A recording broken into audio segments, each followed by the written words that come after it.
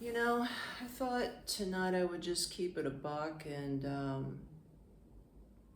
I just felt like we needed to talk. Maybe it's just that I need to talk. I've been thinking a lot about the past few years, everything, even the past decade of my life. And it's been really surreal. Um, the journey of life is just unbelievable, where it can take you from one moment to the next.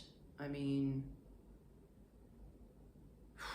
I can't believe how far I've come and where I'm at now, and how old I am and what's been going on. And it's just like, it's a never-ending cycle of craziness, and but joy and all of this at the same time. Sadness too. Yeah. I mean, I don't want to get emotional or anything, but I mean, I'm just at a point in my life where I guess when you get to my age,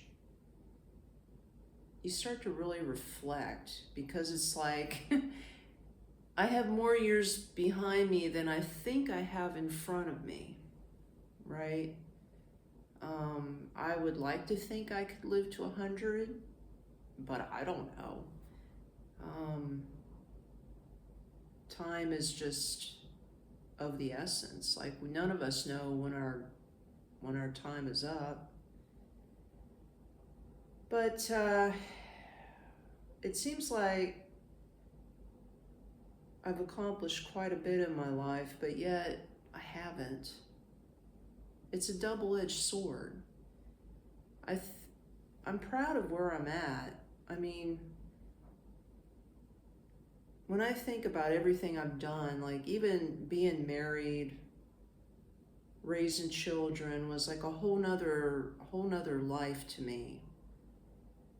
Like another part of me that lived but doesn't exist now. Because my children are grown. My husband passed away like almost 15 years ago. So that seems like a whole nother lifetime. And then I think about where I'm at now. I'm living in Cambodia. I actually today just signed an apartment lease to live in Cambodia, in Phnom Penh. I signed a 6-month lease. And I think to myself, 10 years ago, I would have never dreamed that I'd be living here, of all places in the world, in Phnom Penh, Cambodia.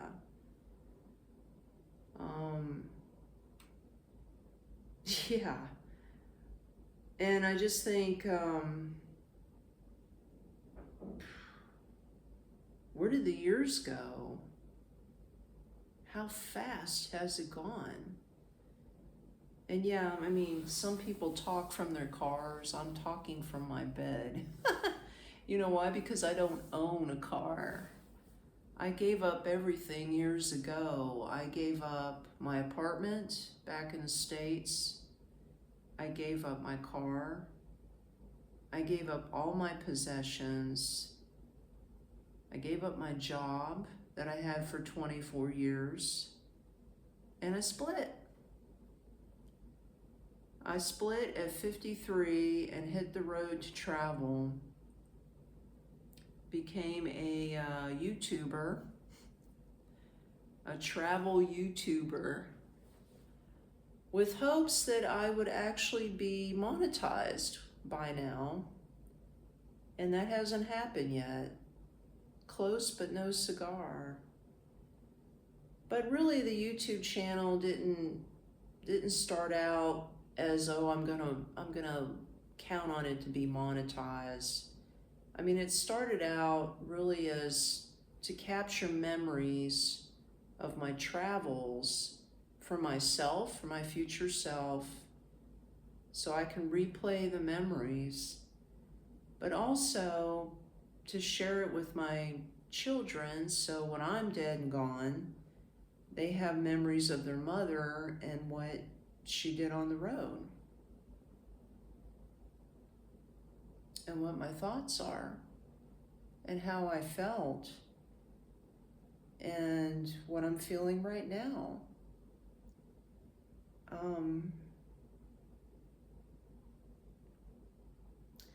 And I don't want to get emotional, but I miss him. I do. And even though I just saw him this past holiday, it's very, very sad that the economy of my home country, America, has caused me to pick up and leave just so that I could survive. At first it was, yeah, I'm gonna travel, I'm gonna see everything, and I had a blast. I'm not lying. I mean, traveling the world and seeing different places and cultures and eating different types of foods and just experiencing all that around the world has been great. It's been one of the best things I've ever done in my entire life. It's something I've always wanted to do, and I did it. And I'm proud of myself that I did it. And then the other part of me is like, you know what? We need to settle down a bit. We need to set some roots, but we can't set the roots back again in Florida, in America, because it's too damn expensive to live. I quit my job over 2 years ago. There's no way in hell I'd be able to go back to the States and start over again. I'd be lucky to find work, especially in this economy and the way, you know, you're hearing people getting laid off multiple times. And these are young people, people that just got out of school. They have all this education. I mean, I have a degree, but I'm older, man. I mean, how many employers are going to hire somebody at my age who's been out of the workforce for a couple years, you know, close to retired, like official retirement age, like they really wouldn't want to take you back, which means I'd be stuck in a minimum wage job if I found one, which means I wouldn't be able to live. I wouldn't be able to survive back in the States.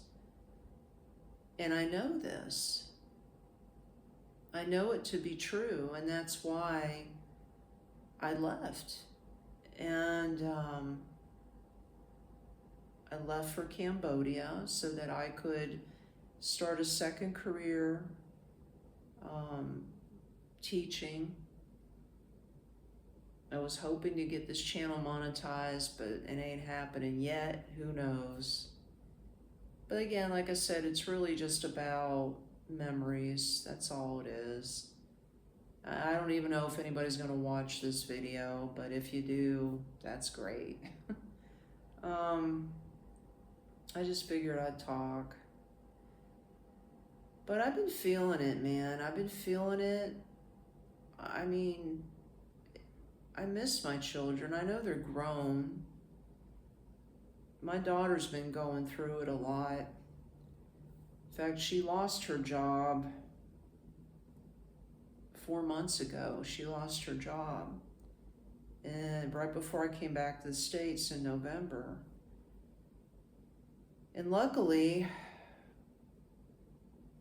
the guy she's living with now was able to let her stay there.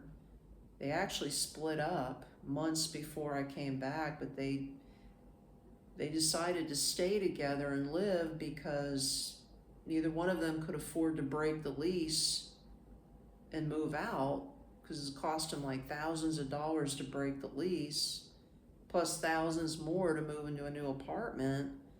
So they're really just living together as roommates, how weird is that, right?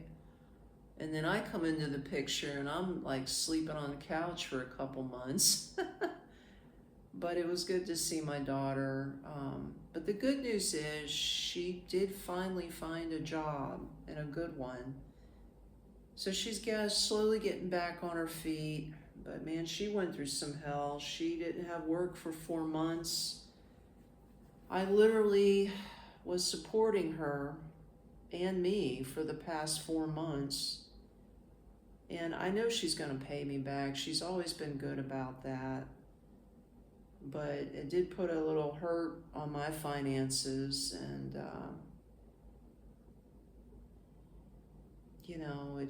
it makes you wonder. It's like, I don't know how they're surviving over there, and I wish I could just pull my kids out of America and just bring them with me. Now my son's doing really good, thank God. He never lost his job. He still has one. He finally got into his own apartment with his girlfriend. He's going to be turning 21 pretty soon. So I'm glad he's doing well. But, I worry about him. I worry about them, and I worry about the trajectory of the economy of America.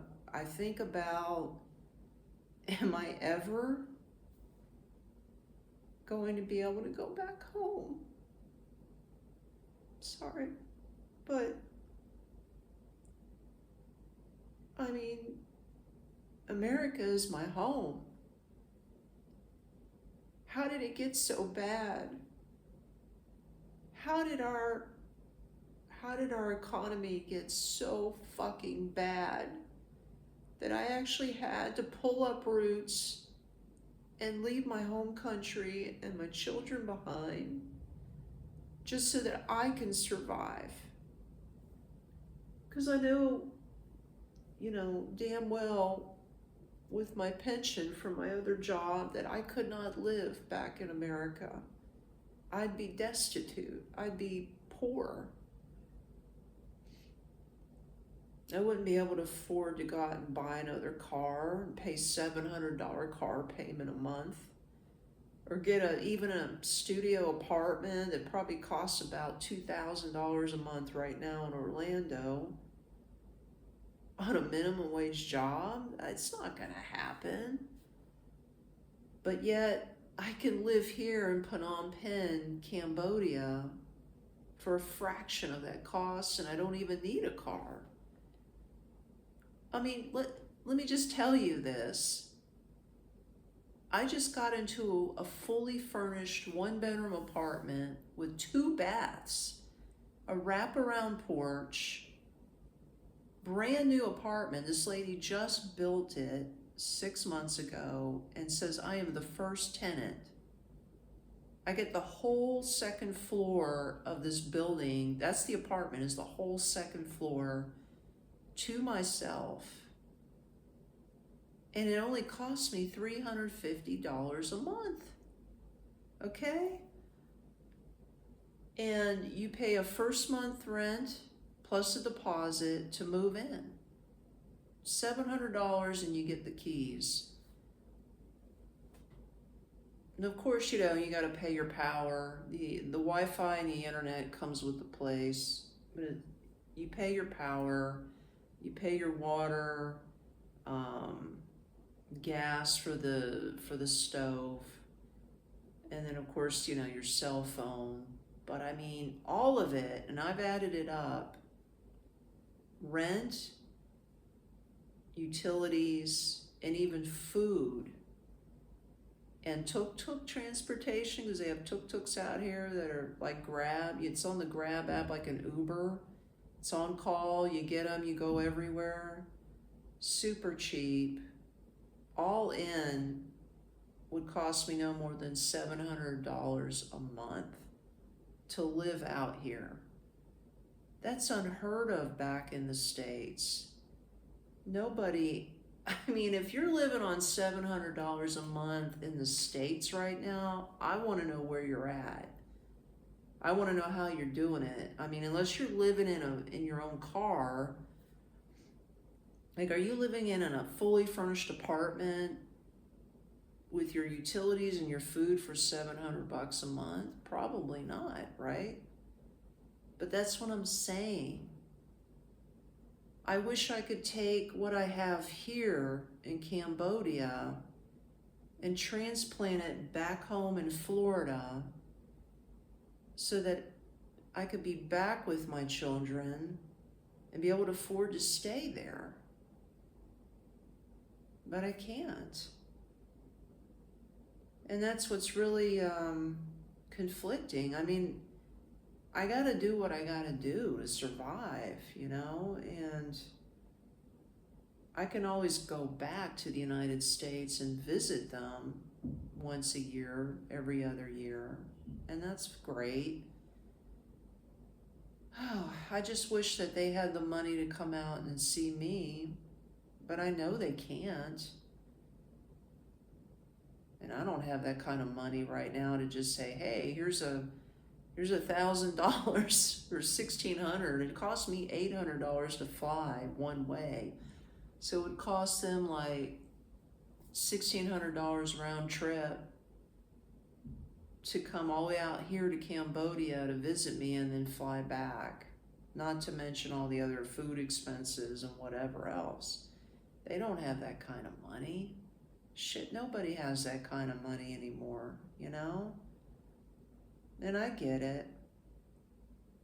But I know I'm not the only one. I am not the only American living overseas. I am not the only one who's had to just chuck it and leave, you know? Let's face it, not all of us had those really cushy, high-paying jobs all through our lives. You know, I was a single mom. My kids were 13 and 7 when my husband passed away, and I had a full-time job. I had to work full-time and raise those kids and pay all the bills and play mom and dad and put myself through college. I mean, I did all of that, and that's a major accomplishment, and I'm really proud of myself for that. I've traveled the world on the money that I did save, and that's something I wanted to do. And I'm proud of that too. And I don't regret any of those decisions, not one single regret. And now I'm here. And, you know, so what if my YouTube channel doesn't blow up? Who the hell cares, right? Right now, it's like I'm on a new chapter of my life. I want to find meaning and purpose in what I do. I want to set roots here. I want to get to know Cambodian people. I want to save money again. Instead of spending money, I want to actually make money again. So that's why, you know, I'm still looking for a teaching job. I do have an interview next Tuesday. You know, now that I locked down the apartment, I need to lock down the job. Or I'll teach online. I've applied for online positions to tutor or teach online. So we'll see how it goes. I don't know. Luckily, I do have a pension, like I said, coming in from my other job, and I'm one of the very few. I think I'm one of the last dinosaurs, as they say, that to actually be with a company that offered a pension, because they don't exist anymore. So I'm very fortunate on that. It's not big. It's under $1,000 a month, but it's enough to live here. So, you know, even if I don't find work right away in the next month or two, I still have that money coming in, and I can live off of that without having to tap more into my savings of what I've got left. But yeah, it's been a ride, man. It's like, what's the old saying? What is it that they say? It's not the destination, it's the journey to get to the destination. That's what really matters. And I'm going to tell you what, it's been one hell of a journey. One hell of a journey. I see myself as a trailblazer. I've done all of this, something that my parents could never have dreamed of doing. You know, like my mom and dad, they didn't have this kind of technology. We didn't have cell phones back in the 70s and 80s. They were lucky to travel a couple times out of the country. I think the only time they just went to, well, Hawaii's not even out of the country. It's part of the United States. But the only other place I know of, they went to Mexico and they went to Jamaica. I went to Jamaica with them when I was 14. But that's it. And I think my mother traveled with my grandmother to Russia one time because family, just that was many, many, many years ago. But that's it. So I feel very, very fortunate that I've had the opportunity to do what I've done so far. And I wish everybody could do this. It's good that I have the opportunity, but it's bad because I'm separated from the two people that I love the most in this world. My kids.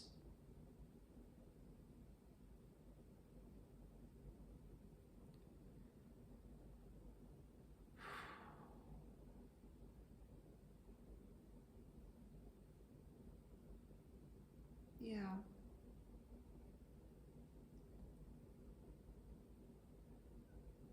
Maybe one day I'll be able to go back home and be with them closer. But then maybe one day maybe I won't. Maybe it'll never get better over there. You know? Maybe I can get them to come out here and be with me.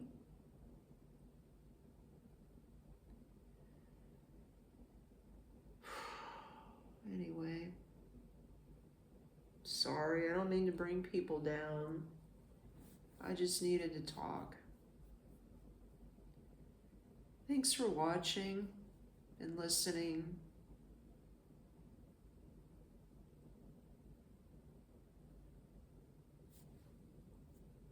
See you in the next one.